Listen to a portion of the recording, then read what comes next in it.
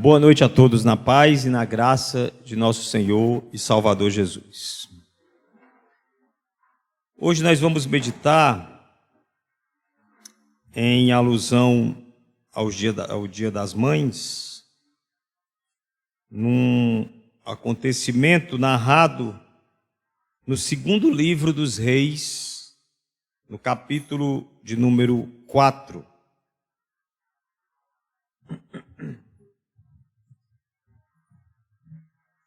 Texto bastante conhecido.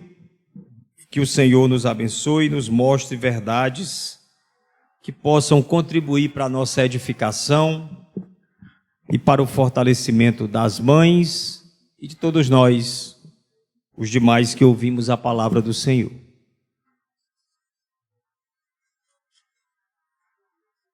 Segundo livro dos Reis, capítulo de número 4.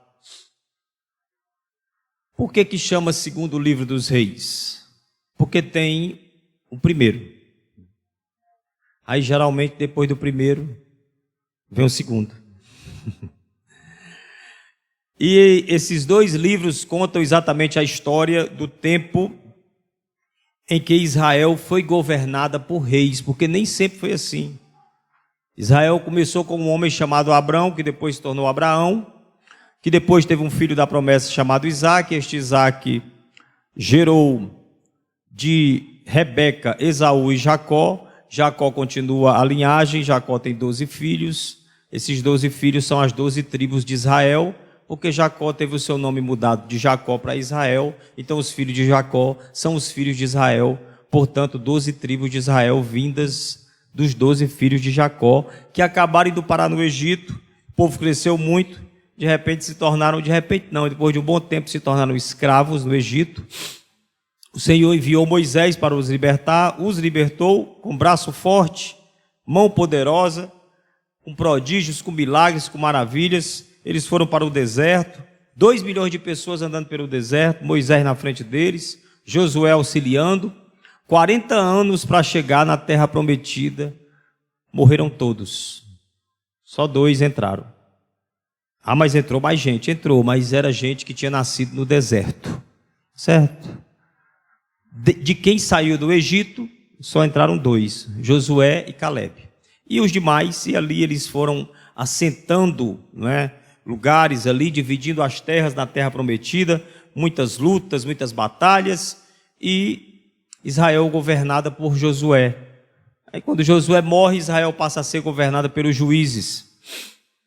É por isso que depois do livro de Josué você tem o livro dos juízes. Aí você tem Gideão, você tem Jefté, você tem Sansão, você tem até uma mulher no meio, Débora, O último juiz é Samuel. Samuel, um homem de Deus, um homem muito profundo na comunhão com Deus, um homem de grandes feitos e um homem que enfrentou uma oposição do povo de Israel que pedia um rei.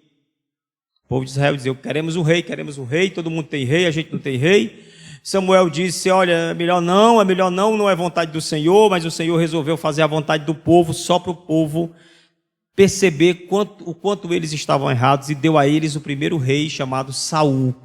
A partir daí Israel passou a ser uma monarquia governada por um rei chamado Saul. Esse Saul foi reprovado aos olhos de Deus, substituído por Davi.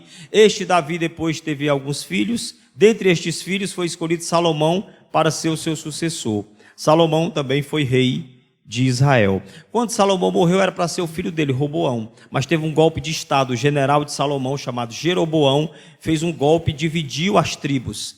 Ficaram 10 tribos no norte e 2 tribos no sul.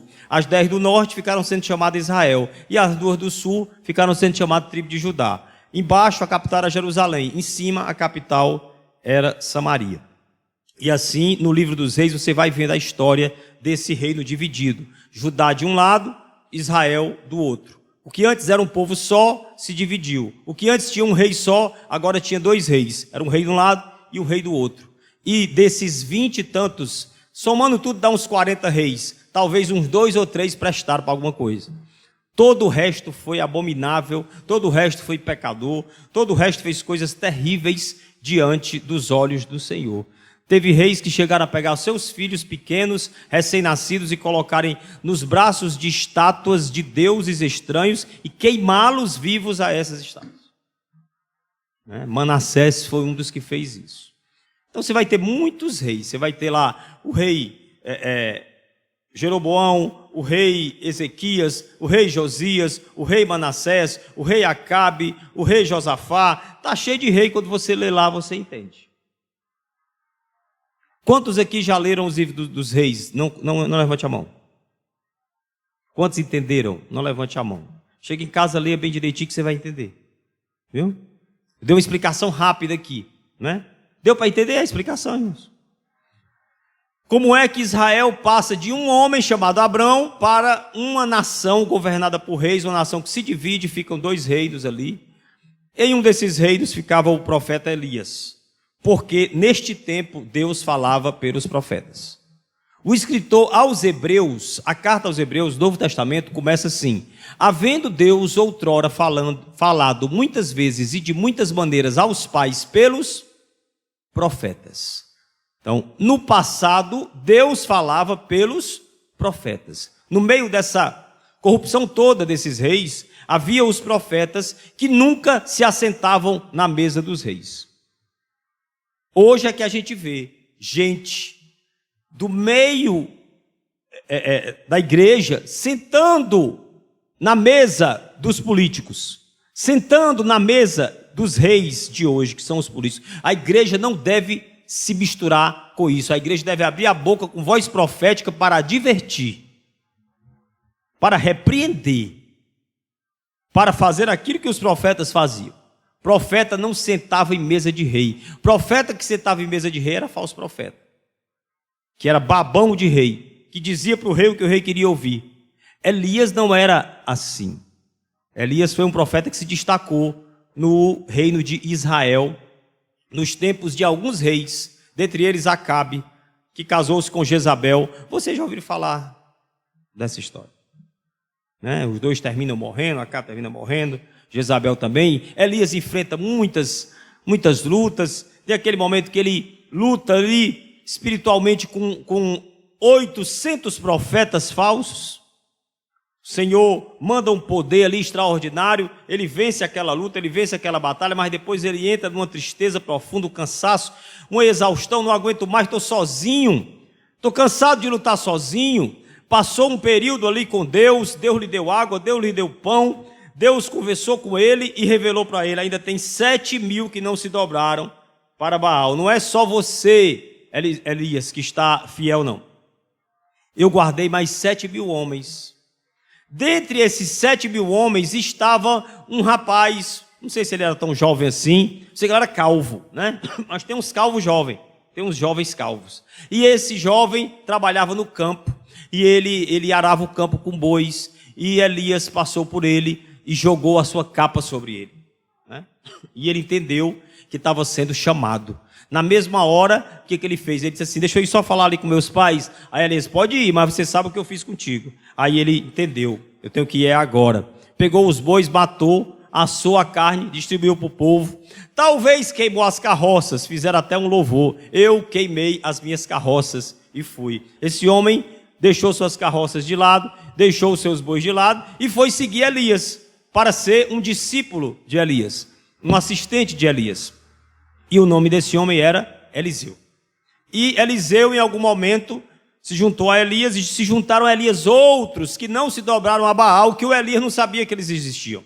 Esses homens passaram a ser chamados de os discípulos do profeta. Então ali se fundamentou uma espécie de escola de profetas, que tinha Elias como seu líder. Uma escola de profetas que tinha Elias como seu líder, e vários discípulos ali dos profetas, do profeta Elias. Mas o Eliseu, que se viu chamado primeiro, disse: Elias, quando você for, eu quero que você derrame sobre mim porção dobrada do teu espírito. Ele disse assim: é como se eu fosse o teu filho mais velho. O filho mais velho, quando o pai se ia, quando o pai morria, ele tinha direito a uma porção dobrada da herança. Então, Elias, eu sei que o teu espírito vai ser dividido por esses profetas todos, mas eu quero porção dobrada, eu quero ser o teu sucessor. E o Elias diz: pois fica ligado, Fica prestando atenção. E aí, de alguma maneira, foi revelado a Eliseu que o Elias ia ser levado para os céus. E assim ele foi levado. Elias estava em um lugar e de repente apareceram carruagens, carros de fogo, com cavalos no céu, levando Elias. Vocês creem nesse negócio? Hein? Vocês são doidos, não? Crê nisso? História estranha, né? Pois é, eu também creio. Amém? Nós cremos nesses absurdos santos da palavra de Deus. Porque o Senhor nos presenteou com fé. Ele nos presenteou com fé. Porque ninguém pode provar pela ciência, por A mais B, que é possível aparecer uma carruagem de fogo no céu, provavelmente com cavalos. Que cavalos são esses? Como é que esses cavalos são? Tem cavalo no céu? Meu irmão, não quero nem saber, eu só sei que eu creio. Elias foi arrebatado, ele não viu a morte, Deus o tomou para si. E de lá ele lançou a capa. O Eliseu pegou a capa, entendeu que aquilo ali era um símbolo da porção dobrada do Espírito Santo que ele recebia. A partir daí ele começou a fazer milagre no atacado. Pegou logo a capa, jogou lá no rio, o rio se abriu, ele passou, né?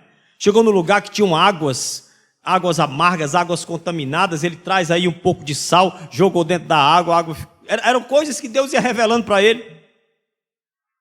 Os discípulos do profeta, que eram meio inexperientes, se juntaram para fazer ali um junta-panela, juntaram as panelas para comer, começaram a botar um monte de ingrediente dentro, de repente alguém colocou alguma coisa venenosa, e alguém gritou, morte na panela, aí chama o Eliseu foi lá, colocou uma farinha lá dentro e resolveu o negócio.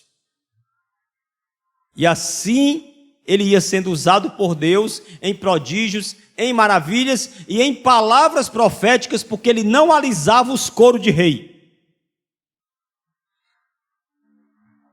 Ele não alisava os coros dos reis. Ele não abria para rei. Ele era rígido com os reis. Mas o Senhor, ele além de lidar com os reis, o Senhor ele não está olhando só para os reis, não, irmãos. O Senhor está olhando para a pessoa mais insignificante que o mundo achar que ela é insignificante, o Senhor está olhando para ela. Amém? Eu estava lá no José Walter, tinha pouquinhas pessoas, e aí na hora a gente orou pelo Rio Grande do Sul. Aí assim, a gente fica pensando, quem somos? Aí passa uma tentação na cabeça da gente, quem somos nós para orar pelo Rio Grande do Sul, né? Olha, 4 pessoinhas aqui, mas o Senhor nos ouve. Porque insignificantes nós somos para o mundo, mas para o Senhor nós somos os seus filhos amados. E aí havia naquele tempo os vulneráveis, né, os oprimidos, e os principais deles eram as viúvas e os órfãos. E aí entra a história do capítulo 4. Né? Eliseu está ali no ministério, Eliseu está substituindo Elias, ele agora é o líder da escola de profetas, os discípulos dos profetas são os discípulos de Eliseu, né? E ele chega em um determinado lugar, que não diz aqui qual é o lugar, só diz que certa mulher, versículo 1, capítulo 4, certa mulher das mulheres dos discípulos dos profetas, ela era esposa de um desses discípulos, ela clamou a Eliseu, dizendo, meu marido, teu servo, um dos teus discípulos, morreu, e tu sabes que ele temia ao Senhor. Interessante, né? O cara é um discípulo dos profetas, temente ao Senhor, servo de um homem de Deus, morreu. Não existe blindagem. Corpo fechado é uma expressão, corpo fechado é um conceito que não é do Evangelho de Jesus Cristo. Ele é de uma outra crença religiosa. E, infelizmente, nós vemos movimentos que se colocam como evangélicos, propagando ensinamentos, dando a entender que Deus vai fechar seu corpo. Isso é abominável. É abominável. O fato de você ser obediente e temente a Deus não te livra de apertos. Escute o que eu estou lhe dizendo. O fato de você ser obediente a Deus não te livra de apertos. Que aperto essa família que vai passar? Está passando. Passou. Está aqui, o homem morreu. Temente a Deus. Obediente a Deus. Morreu. E morreu endividado. Ou seja, quando ele estava vivo, ele precisou contrair dívida. Alguém poderia irresponsavelmente, mas era um homem imprudente, mas era um homem irresponsável. Não, irmão, ele era temente a Deus.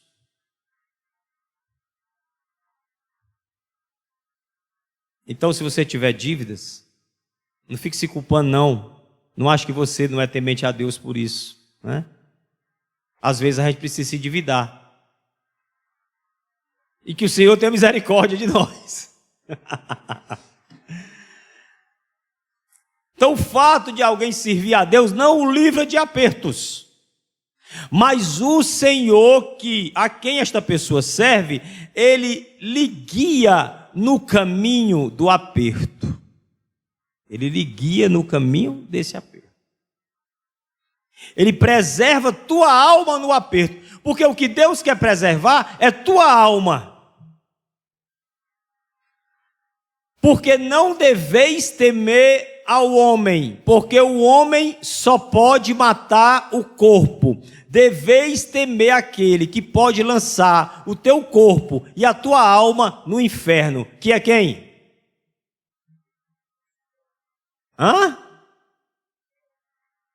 Às vezes dá uma coceirinha na mente para dizer que é Satanás, né? É Deus, deveis temer a Deus.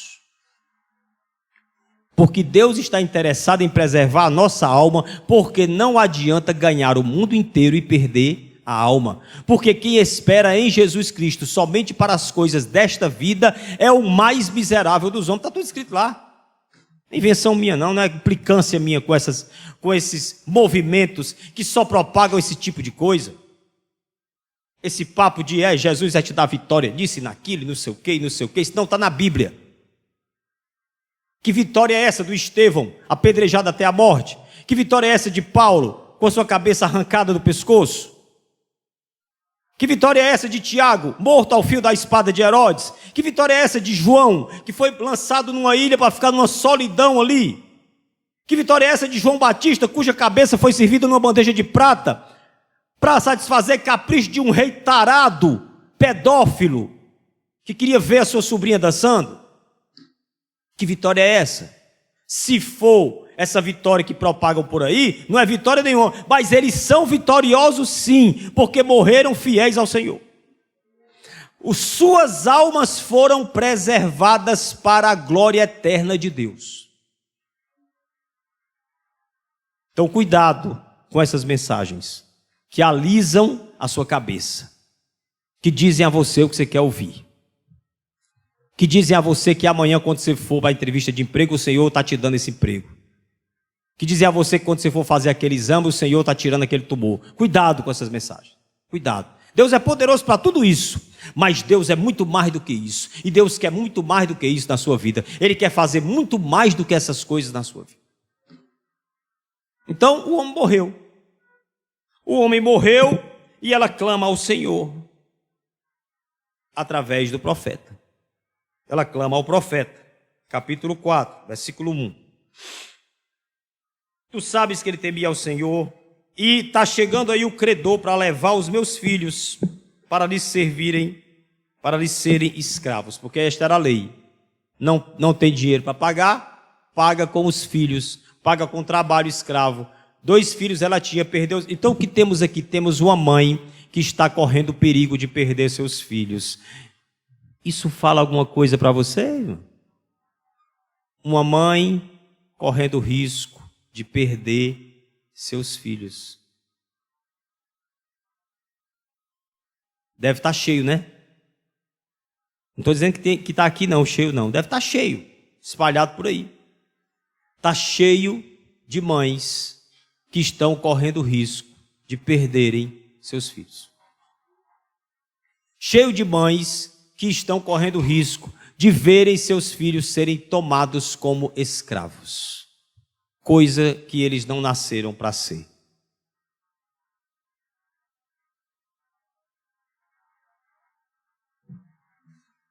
Às vezes, uma mãe pode ter um filho que a vida inteira não deu trabalho para ela. Foi sempre estudioso. Tirou as melhores notas. Se formou. Tem uma excelente carreira. Ganha muito dinheiro. E não passa de um escravo. E não passa de um escravo. Porque não foi exatamente para isso que nós somos chamados. Porque quem dita os valores e as importâncias das coisas da vida não é você, tem que ser Deus. Irmão, abandone os seus pensamentos sobre o que você considera que é importante na vida. Você não sabe, não. Você não sabe o que é importante. Deus sabe o que é importante. Então, quando eu falei em filhos escravos, alguém pode ter pensado, alguém que foi escravizado pela droga, pelo vício, sim, também, é triste. Mas alguém pode viver uma vida muito certinha, muito bonitinha, muito bem sucedida e não passar de um escravo. Porque não se rendeu aos pés de Jesus de Nazaré, não confessou o seu nome como o único Senhor e Salvador de sua vida, não vive para servi-lo. Não é um príncipe, é um escravo. E eu disse, a última vez que eu preguei aqui sobre mães, que nossos filhos nasceram para ser príncipes e princesas. E eu disse naquele dia, que não é no sentido que as pessoas acham. Eu estou repetindo hoje. O que a pessoa acha? Príncipe e princesa é aquele que é levado num carrinho, os escravos levando, ele não toca nem no chão. Ele só bate um sininho e alguém vem deixar comida. Isso não é o conceito de príncipe que vem da Bíblia. O príncipe é aquele que mais serve. O príncipe é que se ocupa dos problemas. O príncipe seria algum filho teu, uma filha tua, que cresceu e hoje o Senhor está usando para levar benefício, para levar palavra, para levar salvação através de mensagem do Evangelho, onde quer que essa pessoa esteja. Este é um príncipe. Este é um príncipe procurado por bêbados, procurado por gente destruída, procurado por gente endemoniada, procurado por gente escravizada. Esses são os príncipes. E é assim que Deus quer que nossos filhos sejam príncipes e não escravos. O que é um escravo? É um que se mata de trabalhar para poder ganhar bem muito dinheiro, se mata de estudar para poder ter um doutorado e dizer, eu sou doutor, não passa de um escravo. Escravo de suas ambições, escravo de suas vaidades, escravo de seu narcisismo. Que o Senhor liberte nossos filhos dessas escravidões, que Ele conscientize nós que somos pais, para que nós possamos dizer aos nossos filhos, você não nasceu para ser escravo, nasceu para ser príncipe. E príncipe, meu filho, não é isso que você vê nos contos de fada não, porque conto de fada não diz verdade. Por que nós temos uma ideia errada do que é príncipe? Porque nós aprendemos com os filminhos da Disney, oh meu Deus do céu. E filme, desenho animado e conto de fada, sabe lá o que é príncipe, irmão? Quem sabe o que é príncipe é o Senhor. Aquele que é chamado de o príncipe da paz. E quando aqui esteve, só viveu para os outros. E quando aqui esteve, sofreu, chorou, suou sangue. Foi obediente, se rebaixou, foi visto em figura humana. tomou forma de homem, obediente até a morte e morte de cruz, desceu às regiões mais baixas da terra para resgatar o mais vil pecador. Assim é um príncipe. Então a mulher está dizendo, eles vão ser escravos. Ela já está subentendendo que está pedindo socorro. Eu preciso de alguma coisa aconteça para evitar isso. Eu preciso salvar meus filhos. Eu preciso salvar meus filhos. É outra frase assim para ficar aí ecoando na cabeça das mães, né? Preciso salvar meus filhos. Como é que eu faço? Ela já está fazendo. Pergunta ao Senhor. Clama ao Senhor. Amém? Clama ao Senhor. Como é que eu faço, Senhor, com este meu filho? Como é que eu faço com essa minha filha? Procura respostas no Senhor. Clama a mim e responder-te-ei, diz o Senhor. Aí, o profeta que está falando por Deus, porque Deus falava aos pais pelos profetas, diz no versículo 2: que te hei de fazer? Como é que eu posso te ajudar? Aí ele faz outra pergunta, que na minha versão não é uma pergunta, é um pedido, né? Mas eu vou transformar numa pergunta. O que é que tu tens em casa? Essa aqui é a parte mais importante da mensagem. Para resolver o problema de salvar os filhos, ele pergunta, o que é que você tem em casa? Então o Espírito Santo está perguntando aqui para as mães, mas ele não se restringe às mães, ele está perguntando para todos nós, mas eu quero aplicar para as mães. O Espírito de Deus está perguntando a você, o que é que você tem em casa? O que é que tem aí? Hein?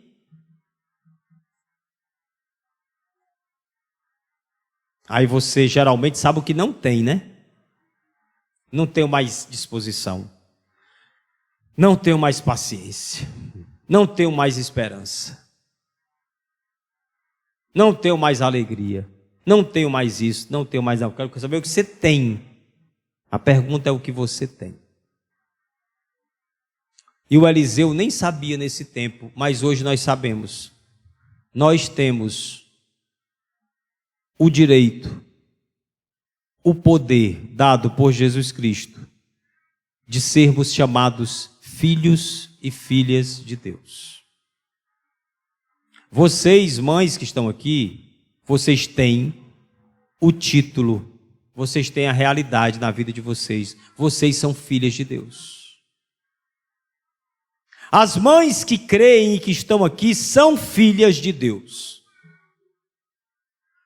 E foram abençoadas com toda sorte de bênçãos espirituais nas regiões celestes em Cristo Jesus.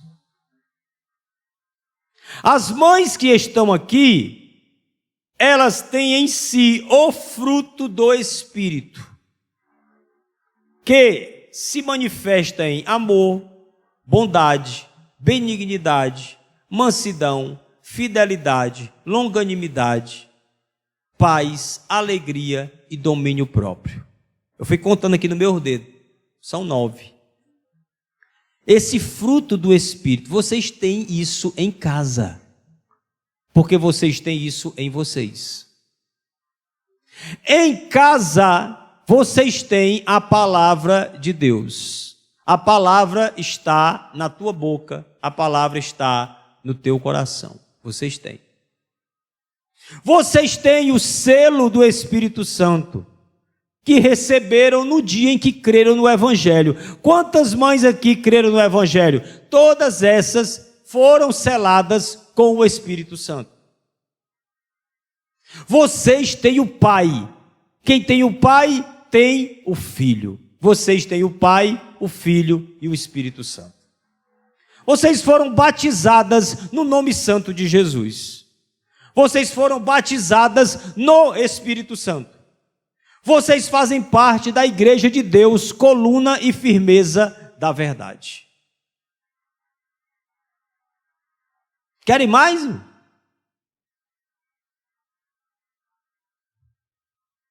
Essas coisas que eu falei, esses bens que eu mencionei, ninguém tira de vocês. Isso que eu mencionei não tem a ver com o fato de vocês estarem pobres ou ricas, feias ou bonitas, velhas ou jovens, empregadas ou desempregadas, abandonadas pelo marido ou amadas por ele. Vocês têm tudo isso, independente de qualquer circunstância. Todos esses bens estão com vocês.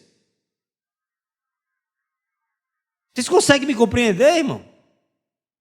Vocês creem nisso ou não creem? Todos esses bens estão com vocês. Não há possibilidade de vocês dizerem assim: eu não tenho nada. Não há possibilidade, a não ser que você não entendeu o que é o Evangelho. A não ser que você não crê na Bíblia. Porque não se dizia que você tem o que a Bíblia diz que você tem? Pois está aí.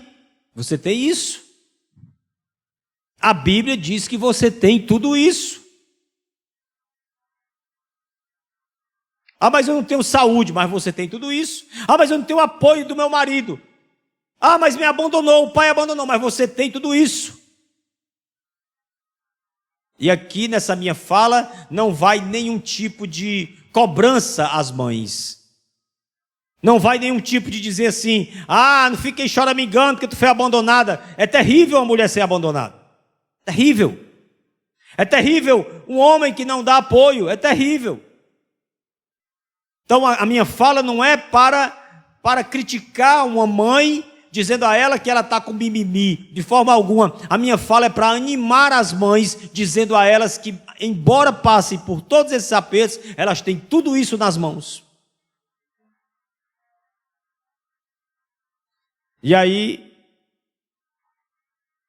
ela responde assim para ele: tua serva não tem nada em casa. Está vendo? Primeiro instinto, impulso que ela tem é dizer: eu não tenho nada, senão uma botija de azeite. Quando ela para melhor para pensar, não, tem uma botija de azeite ali.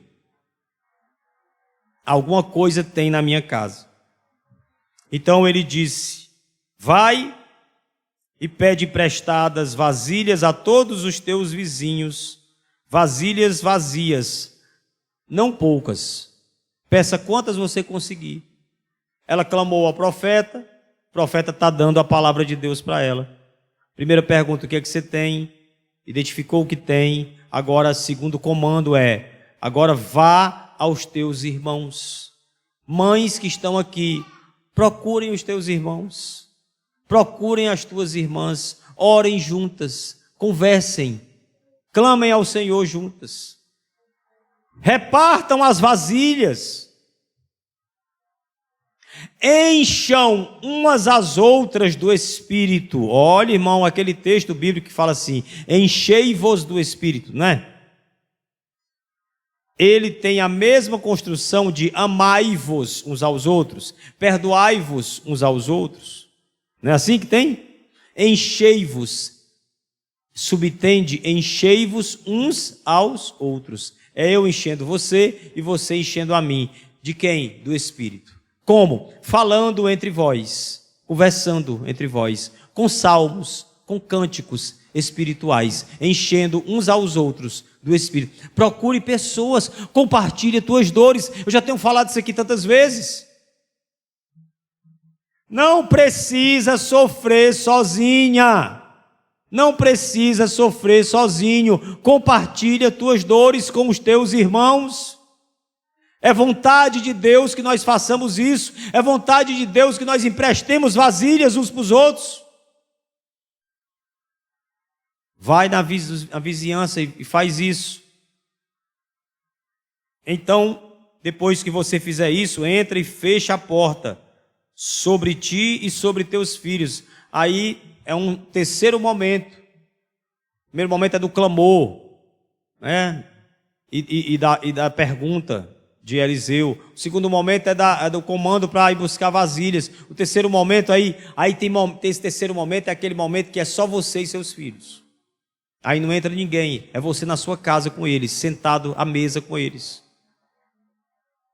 Senhor, tenha misericórdia, nos perdoe. Como temos falhado nisso? Como temos falhado nisso? Mas tem que ter esse momento de portas fechadas com os teus filhos. Só você e os teus filhos e as vasilhas e a botija de azeite que você tem. Aí você vai deitar o teu azeite, vai derramar o teu azeite em todas aquelas vasilhas e vai colocando à parte, vai separando as que forem ficando cheias. Parece um absurdo, né? Como é que pode Eliseu uma botijazinha para encher um monte de vasilha? Ela nem questionou. Não questiona a palavra de Deus, tão somente creia. Não temas, como disse Jesus para Jairo. Jairo, não temas, tão somente crê.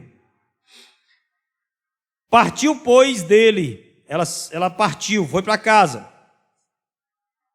Fechou a porta, porque já tinha pedido as vasilhas sobre si e sobre seus filhos, e os filhos participaram daquele momento.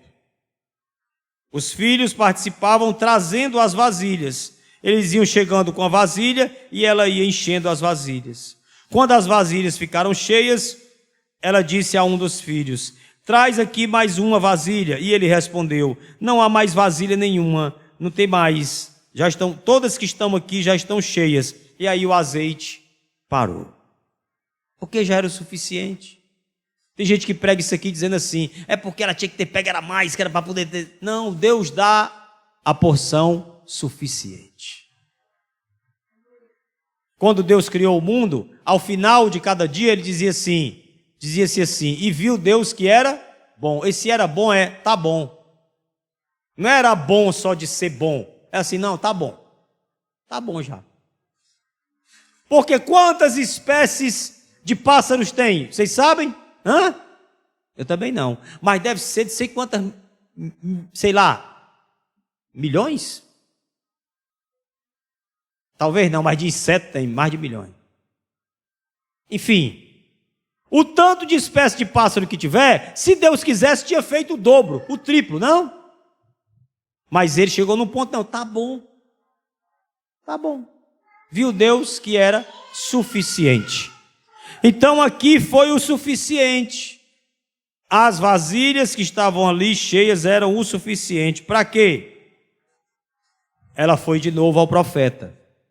Porque a gente tem sempre que estar perguntando ao Senhor: Senhor, eu estou numa situação terrível, como eu faço? Aí o Senhor vai dizer: Senhor, agora o Senhor me entregou as ferramentas nas mãos, como eu uso? Como é que eu faço para usar? Tudo Deus tem que nos guiar.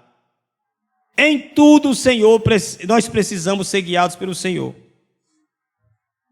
E aí ela foi, no versículo 7, e fez saber ao homem de Deus, e ele disse: vá agora e vende esse azeite que você tem e paga a tua dívida. Azeite era caro, né? Era não, né, irmão? Naquele tempo era também. Vai, vende e paga a tua dívida, e tu e teus filhos vivei do resto. Está vendo como era suficiente? Ela ia vender, ia pagar a dívida, e Eliseu sabia que o que sobrou ia dar para ela viver o resto da vida. Uma aposentadoria de azeite. Então essa mulher consegue aquilo que ela precisava. Essa mulher atinge o objetivo. Ela salvou os seus filhos. Ela livrou os seus filhos da escravidão. Como? Clamando ao Senhor. Como? Entendendo o que ela tinha em casa.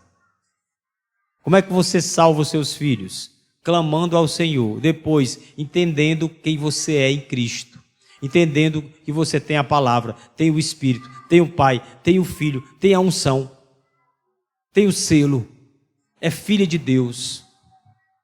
E depois, usando isto que você tem, juntando-se aos teus irmãos, a igreja, o corpo de Cristo, nossos filhos serão salvos, em nome do Senhor Jesus.